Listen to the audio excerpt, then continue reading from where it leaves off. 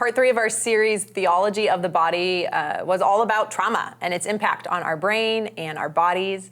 And so in order to explore this subject a little more, I have invited Debbie Curtis here to chat with me.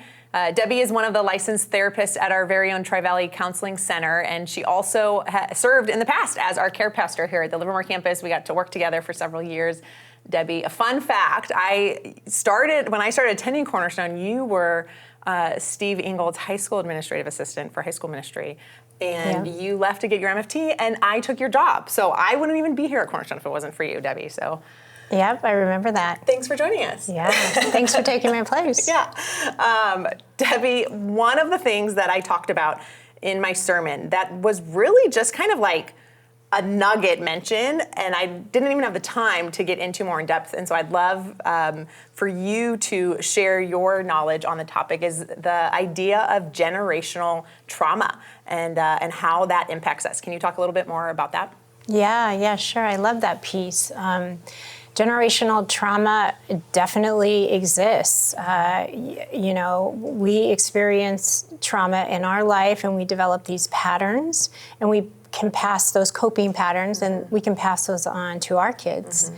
And they grow up in that kind of environment where we have these coping patterns, or we have patterns such as domestic violence or substance abuse, and they will take that on, and they'll bring that into their adulthood, into their intimate relationships and their family. Yeah. And then it's reproduced. And oftentimes we intentionally don't want to do that, but it automatically happens. Not all the time, but a lot of the time. One of the things I read is like what started this study of epigenetics and how generational is the Holocaust, and how there were like descendants of Holocaust survivors, and they were seeing some of the same trauma exhibited in those people, even though they didn't live through the Holocaust themselves. And so I thought that was just fascinating that it's not just personality shifts or patterns of behavior shifts, but there's actual like shifting in our DNA and genetic function, which is wild to me. So like, I feel like I could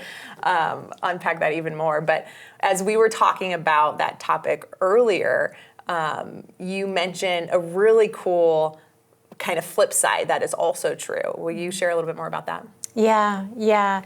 The flip side of that is that healing can also occur at a generational level. So addressing our trauma, moving through the trauma and processing and healing it definitely heals our past, but it also heals our future and our current lives as well.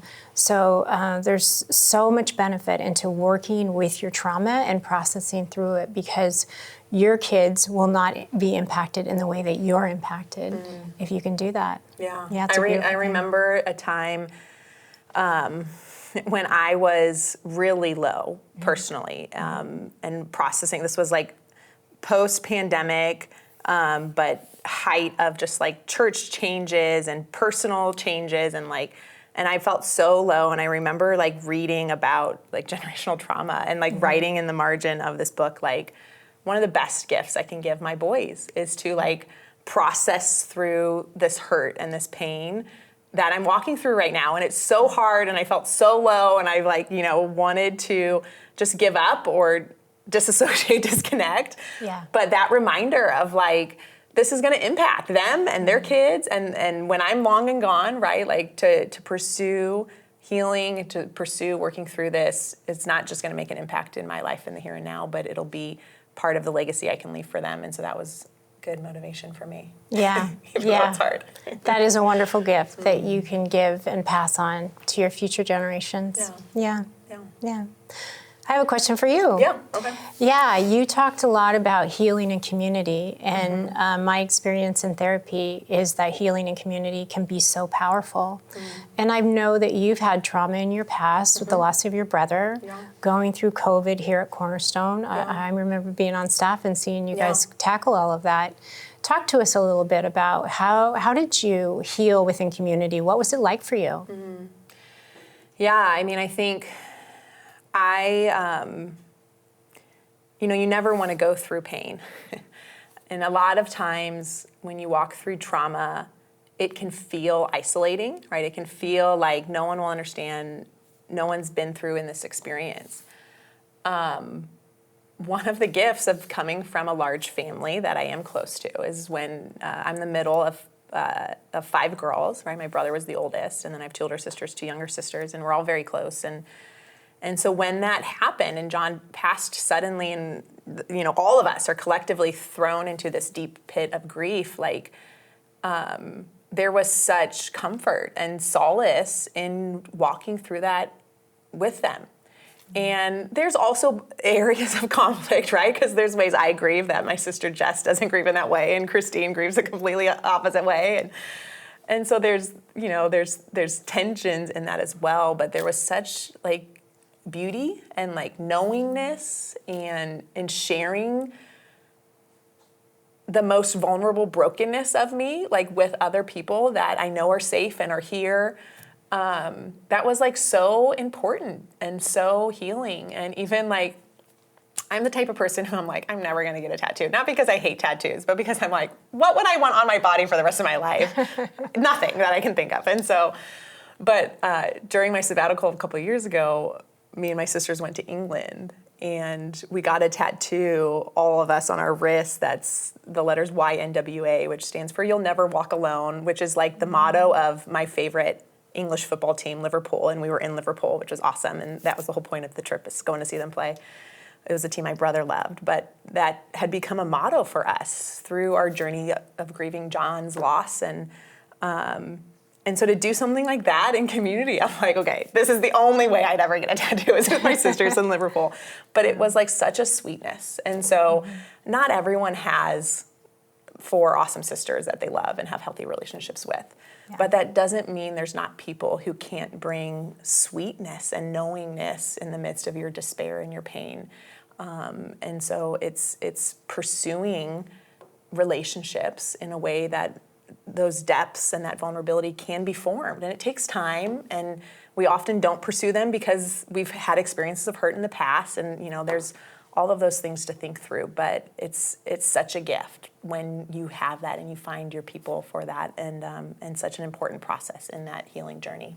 Yeah. So much about the trauma experience is that felt sense of being alone, right? And feeling helpless. You talked about that today, I think.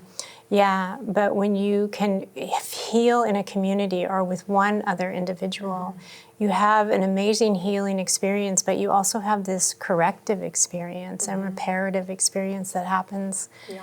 So that's awesome. Okay, so last question for our time together. I kind of ended the sermon talking about Jesus and his invitation for us to rest, and talk about how he meets us as our good shepherd, in our bodies. And that's such like a beautiful picture to think about, Jesus being so loving and tender and caring in that way. Will you share a little bit more about, like, practically, what does that look like to kind of take our trauma and our woundedness and bring that to Jesus and pursue rest? Like, it's a nice verse to memorize, but what does that look like practically in our life? Yeah. I remember you talking about that, Jesus calling us to rest. And when we go to Jesus, when we spend time with him, especially when we're carrying the burden of trauma, he helps us to regulate. There is this co-regulation experience that happens with Jesus and yourself when you sit and rest with him and spend time with him. He's resetting our nervous system. So there's so much beauty in resting, but there's also this other piece of learning how to regulate your nervous system through Christ. Like, he's our ultimate co-regulator. Yeah. And you, as we were chatting earlier, you likened it to a mother and their infant child, right? And how the infant will be crying or in distress in some way.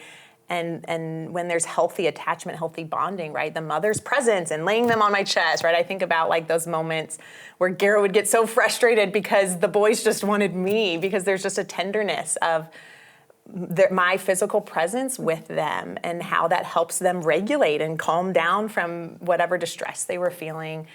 And you liken that to Jesus. And I think that's such a good picture of just how tender and loving and nurturing Jesus is. And he doesn't, some of us might not have had healthy mother attachments or healthy Right. experiences in our caregivers, but and so there may be some challenge there to that imagery, but that Jesus does really offer us this tenderness of care and love and nurture that will help us work through our wounding and find healing. Yeah, So, yeah. Well, Deb, thanks for joining us today. I appreciate your wisdom and your input. And let me put a question here on the screen that you can use to go a little further in exploring all of these things we just talked about. We'll leave it up here for a few minutes. And so I want you, now you can either turn to someone you're with and attempt to answer it together, or you can answer it in the chat with others who are attending Church Online with you right now. Or you can throw it in a group text and talk about it with friends, or maybe write it at the top page for your journal entry today. Here's the question. What is your body trying to tell you? And how might God be meeting you there? Thanks for being here. We'll see you next time.